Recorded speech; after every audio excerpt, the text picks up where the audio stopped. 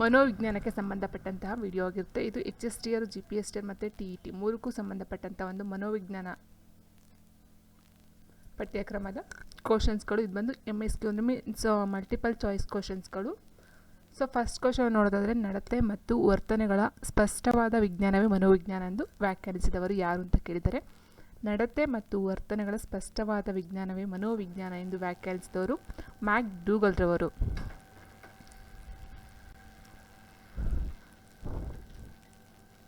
So next question, ಹುಟ್ಟಿನಿಂದ ಚಟ್ಟದವರೆಗೂ ಜೀವಿಗಳಲ್ಲಾಗುವ ಭೌತಿಕ ಹಾಗೂ ಗುಣಾತ್ಮಕ ಬದಲಾವಣೆಗಳನ್ನು ಹಾಗೂ ಇವುಗಳ ಮೇಲೆ ಪ್ರಭಾವ ಬೀರುವಂತಹ ಅಂಶಗಳನ್ನು ಅಧ್ಯಯನ ಮಾಡುವ ಶಾಖೆ ಯಾವುದು ಅಂತ ಕೇಳಿದರೆ, ಸೊ ಇಲ್ಲಿ ಹೇಳ್ತಾರೆ ಹುಟ್ಟಿನಿಂದ ಅಂತ್ಯದವರೆಗೆ ಏನೊಂದು ಸಾಯುವವರೆಗೆ ಇರುತ್ತೋ ಸೊ ಜೀವಿಗಳಲ್ಲಾಗುವಂತಹ ಭೌತಿಕ ಹಾಗೂ ಗುಣಾತ್ಮಕ ಬದಲಾವಣೆಗಳು ಹಾಗೂ ಇವುಗಳ ಮೇಲೆ ಪ್ರಭಾವ ಬೀರುವ ಅಂಶಗಳನ್ನು ಅಧ್ಯಯನ ಮಾಡುವ ಶಾಖೆಯನ್ನು ಇಲ್ಲಿ ಏನಂತ ಹೇಳ್ತಾರೆ ಅಂದರೆ ವಿಕಾಸ ಮನೋವಿಜ್ಞಾನ ಅಂತ ಹೇಳ್ತಾರೆ.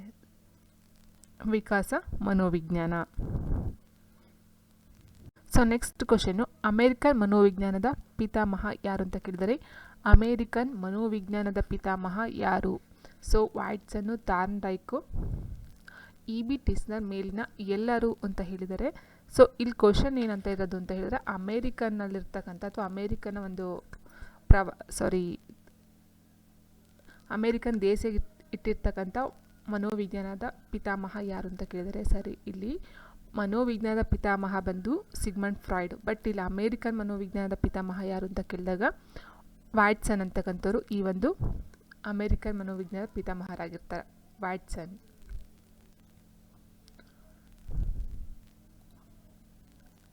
ಸೊ ನೆಕ್ಸ್ಟ್ ಕ್ವಶನು, 1890ರಲ್ಲಿ ದಿ ಪ್ರಿನ್ಸಿಪಲ್ ಆಫ್ ಸೈಕಾಲಜಿ ಎಂಬ ಗ್ರಂಥವನ್ನು ಪ್ರಕಟಿಸಿದವರು ಯಾರು? Very important. 1890ರಲ್ಲಿ ದಿ ಪ್ರಿನ್ಸಿಪಲ್ ಆಫ್ ಸೈಕಾಲಜಿ ಎಂಬ ಗ್ರಂಥವನ್ನು ಪ್ರಕಟಿಸಿದವರು ಯಾರು?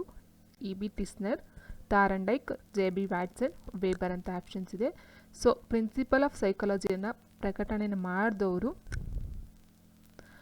JB ವ್ಯಾಟ್ಸನ್, ಅಮೇರಿಕನ್ ಮನೋವಿಜ್ಞಾನ ಪಿತಾಮಹ ಅಂತ ಏನು ಹೇಳಿದ್ವಿ. ಸೊ ಈ JB ವ್ಯಾಟ್ಸನ್ ಅವರು 1890ರಲ್ಲಿ ದಿ ಪ್ರಿನ್ಸಿಪಲ್ ಆಫ್ ಸೈಕಾಲಜಿ ಎಂಬ ಗ್ರಂಥವನ್ನು ಪ್ರಕಟಣೆಯನ್ನು ಮಾಡ್ತಾರೆ. ಸೊ ನೆಕ್ಸ್ಟು 1903ರಲ್ಲಿ ಎಜುಕೇಷನ್ ಸೈಕಾಲಜಿ ಎಂಬ ಗ್ರಂಥವನ್ನು ರಚಿಸಿದವರು ಯಾರು? So education psychology Thorndike, Galton, Wundt, Pestalozzi ಅಂತ ಕೊಟ್ಟಿದ್ದಾರೆ ಆಪ್ಷನ್ಸು. ಇದಕ್ಕೆ answer option C Wilhelm Wundt ಅಂತ ಏನು ಹೇಳ್ತೀವಿ. ಅವರು 1903ರಲ್ಲಿ ಎಜುಕೇಷನ್ ಸೈಕಾಲಜಿ ಎಂಬ ಗ್ರಂಥವನ್ನು ರಚನೆ ಮಾಡ್ತಾರೆ. ಸೊ ನೆಕ್ಸ್ಟ್ ಕ್ವಶನ್ನು, ವಿಭಿನ್ನತೆಯ ಮನೋವಿಜ್ಞಾನದ ಶಾಖೆಯ ಸ್ಥಾಪಕರು ಯಾರು ಅಂತ ಕೇಳಿದರೆ, ಇಲ್ಲಿ ವಿಭಿನ್ನತೆ ಅಥವಾ ವಿಭೇದಾತ್ಮಕ ಮನೋವಿಜ್ಞಾನ ಎರಡು ಒಂದೇ ಬರುತ್ತೆ. ವಿಭಿನ್ನತೆ ಅಥವಾ ವಿಭೇದಾತ್ಮಕ ಮೀನ್ಸ್ ವ್ಯಕ್ತಿಗಳ ನಡುವಿನ ಅಥವಾ ಸಮೂಹಗಳ ನಡುವೆ ವ್ಯತ್ಯಾಸಗಳು ಕಂಡುಬರ್ತಕ್ಕಂಥದ್ದು. ಸೊ ಈ ಒಂದು ವಿಭಿನ್ನತೆ ಮನೋವಿಜ್ಞಾನದ ಶಾಖೆಯ ಸ್ಥಾಪಕರು ಯಾರು? Thorndike, Crow, Francis Galton, John Henry Pestalozzi. So ವಿಭಿನ್ನತೆ ಮನೋವಿಜ್ಞಾನ ಶಾಖೆಯ ಸ್ಥಾಪಕರು ಬಂದು ಜಾನ್ ಹೆನ್ರಿ ಫೆಸ್ಟಾಲಜಿ ಅವರು. ನೆಕ್ಸ್ಟು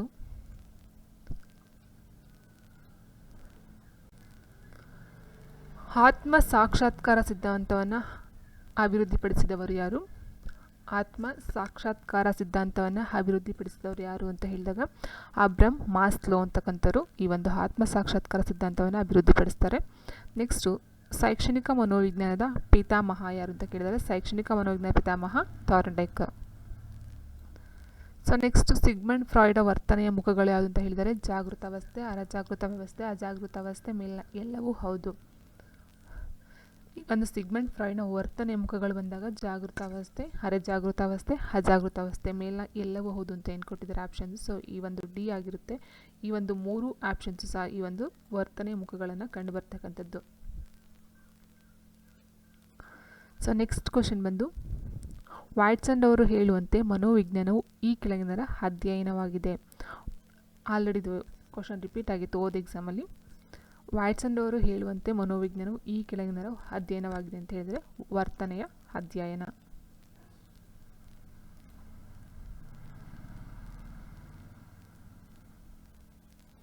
ಮನೋವಿಜ್ಞಾನವನ್ನು ಹೀಗೂ ಕರೆಯುತ್ತಿದ್ದರು: ಪ್ರಚುವರ್ತನಾಶಾಸ್ತ್ರ, ಆತ್ಮಶಾಸ್ತ್ರ, ಮನಸ್ಸಿನ ಶಾಸ್ತ್ರ, ಮೇಲಿನ ಎಲ್ಲವೂ.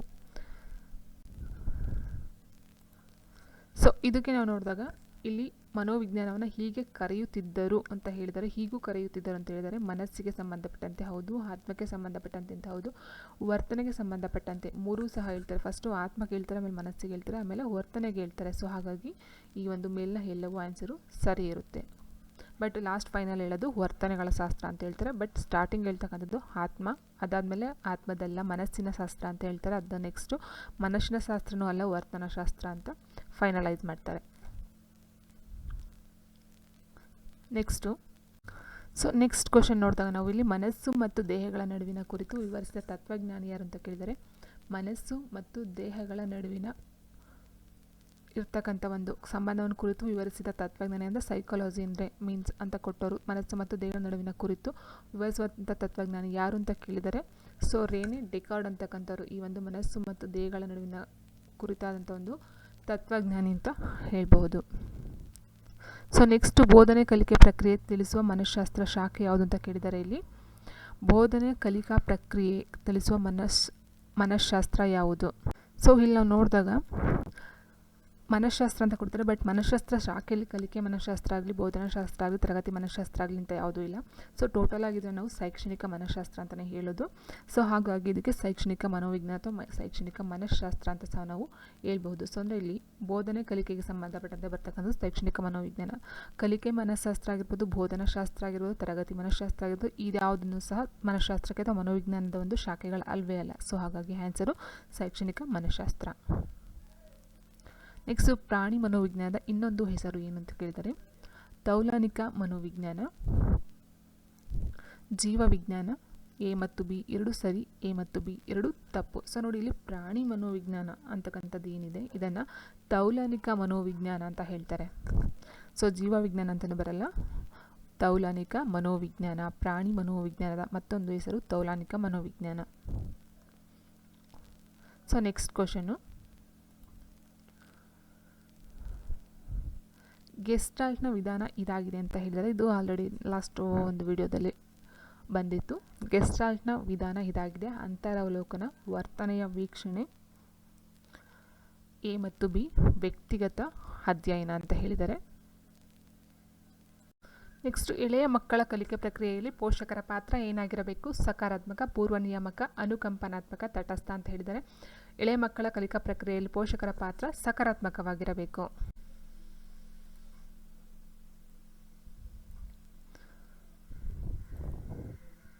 ನೆಕ್ಸ್ಟು ತರಗತಿಯಲ್ಲಿ ಶಿಕ್ಷಕ ಏನಾಗಿರಬೇಕು ಅಂತ ಕೇಳಿದರೆ, ನೇತಾರ, ಸರ್ವಾಧಿಕಾರಿ, ಜನ್ಮದಾತ, ಸೌಕರ್ಯ ಒದಗಿಸುವಾತ.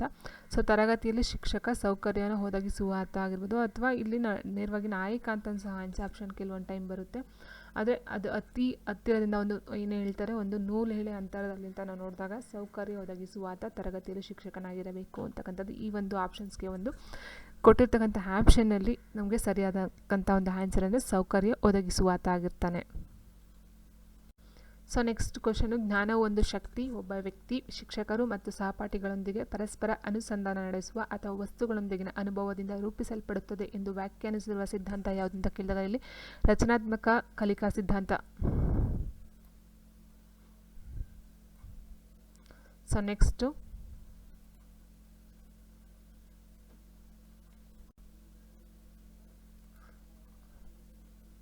ಬಹುವಿಧ ನ್ಯೂನತೆ ಹೊಂದಿದ್ದು ಬಹಳ ಪ್ರಯಾಸದಿಂದ ಹಾಗೂ ಛಲದಿಂದ ಶಿಕ್ಷಣವನ್ನು ಪಡೆದು ಸಾಧನೆಗೈದ ಅಮೆರಿಕನ್ ಮಹಿಳೆ ಯಾರು ಅಂತ ಕೇಳಿದರೆ, ಬಹುವಿಧ ನ್ಯೂನತೆ ಹೊಂದಿದ್ದು ಬಹಳ ಪ್ರಯಾಸದಿಂದ ಹಾಗೂ ಛಲದಿಂದ ಶಿಕ್ಷಣವನ್ನು ಪಡೆದು ಸಾಧನೆಗೈದ ಅಮೆರಿಕನ್ ಮಹಿಳೆ Helen Keller ಅಂತಕ್ಕಂಥವರಾಗಿರ್ತಾರೆ.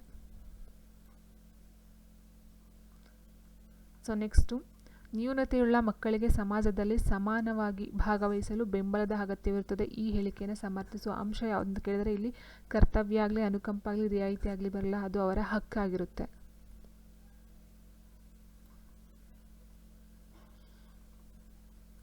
So next, NCF 2005 ಹೆಚ್ಚು ಒತ್ತು ನೀಡುವುದು ಈ ನೆಲೆಗಟ್ಟಿನ ಬದಲಾವಣೆಯ ಬಗ್ಗೆ ಅಂತ ಹೇಳಿದರೆ, NCF 2005 ಹೆಚ್ಚು ಒತ್ತು ನೀಡುವುದು ಈ ಒಂದು ನೆಲೆಗಟ್ಟಿನ ಬದಲಾವಣೆಯ ಬಗ್ಗೆ ವರ್ತನವಾದದಿಂದ ರಚನಾವಾದದತ್ತ.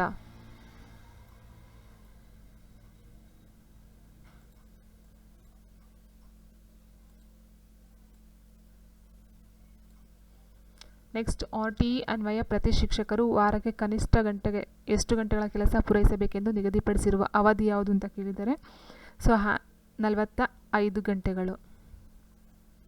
ನೆಕ್ಸ್ಟ್ ಆಯ್ಕೆ ಸಿದ್ಧಾಂತ ಮತ್ತು ವರ್ತನೆ ಮಾರ್ಪಡಿಸುವಿಕೆ ಸಿದ್ಧಾಂತಗಳು ಡ್ಯಾಶ್ ಅಡಿಯಲ್ಲಿ ಕಂಡುಬರುತ್ತವೆ ಅಂತ ಹೇಳಿದರೆ, ಆಯ್ಕೆ ಸಿದ್ಧಾಂತ ಮತ್ತು ವರ್ತನೆ ಈ ಒಂದು ತರಗತಿ ನಿರ್ವಹಣಾ ಸಿದ್ಧಾಂತದಲ್ಲಿ ಕಂಡುಬರ್ತಕ್ಕಂಥದ್ದು. ಒಳಹಕ್ಕು ನೋಡುವ ವಿಧಾನ ಯಾವುದು ಅಂತ ಕೇಳಿದರೆ ಅಂತರವಲೋಕನ, ವೀಕ್ಷಣೆ, ವ್ಯಕ್ತಿ ಅಧ್ಯಯನ, ಪ್ರಾಯೋಗಿಕ ವಿಧಾನ. ಒಳಹೊಕ್ಕು ನೋಡುವಂಥ ವಿಧಾನ ಬಂದು ಅಂತರವಲೋಕನ ಪದ್ಧತಿಯಾಗಿರುತ್ತೆ.